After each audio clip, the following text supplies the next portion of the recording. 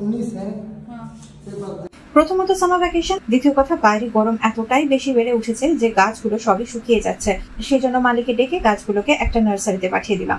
স্কুলে summer vacation শুরু হয়ে গেল এক সপ্তাহ আগে থেকে। স্কেডিউলের একদমই ওলট পালট অবস্থা।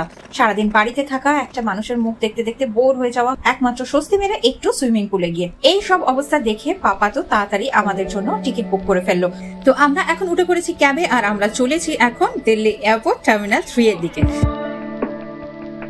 গুবি তো সুপার ডুপার এক্সাইটেড, কেননা গুবি যাচ্ছে পাপার সাথে দেখা করতে। লাগেজের সাইজ দেখে বুঝতেই পারছো যে খুবই ছোট ট্রিপের জন্য যাচ্ছি আমরা। আমাদের ফাইনাল ডেস্টিনেশন আবুধাবি। আমাদের সিকিউরিটি চেকিং ডান। তো আমরা এখানে একটু স্ন্যাক্স খেয়ে নিচ্ছি, কেননা গুবির পেয়ে গেছে খিদে আর আমার মাথাটা এতটাই ব্যথা করছে, ভীষণই লো ফিল করছি।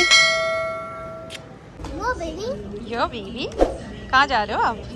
Abu Dhabi. किसके पास? पापा के पास। क्या करने? इतनी खुशी।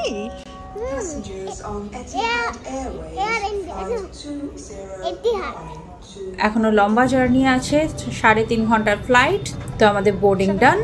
অ্যাজ ইউজুয়াল গুবি পেয়ে গেছে তার উইন্ডো সিট। ছোট ফ্লাইট, তাই কোনো স্ক্রিন নেই, কিন্তু সে ফোনে দেখে নেবে, এইটুকুনি প্ল্যানিং তার হয়ে গেছে। সবকিছু প্ল্যানিং করার পর দেখো এখানে ঘুমিয়ে পড়েছে। আর এখানে বাইরের ভিউটা দেখতেই পাচ্ছ, এত সুন্দর। আমরা এখন মেঘের মধ্যে দিয়ে যাচ্ছি। এখানে চলে এসছে আমার মেল। ইন্ডিয়া টাইমে বাজে 7:30। তো আমি এটাকে আমার ডিনারই বলবো। স্যালাড উইথ কার্ড, গাজর কা হালওয়া। এই বক্সের ভেতর কি আছে দেখা যাক। রাইস অ্যান্ড কড়াই চিকেন। তো চলো আমি ঝটপট খেয়ে নিই, গুবি উঠলে গুবিরটা গুবিকে খাইয়ে দেওয়া হবে।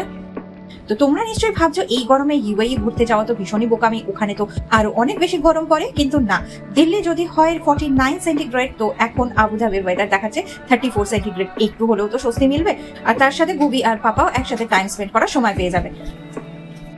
আমরা আবুধাবি এয়ারপোর্ট নেমে গেছি। ফ্লাইট থেকে নেমে আমরা ক্যাবও ধরে নিয়েছি। আর তো 25 মিনিটস এর অপেক্ষা। এটা কি?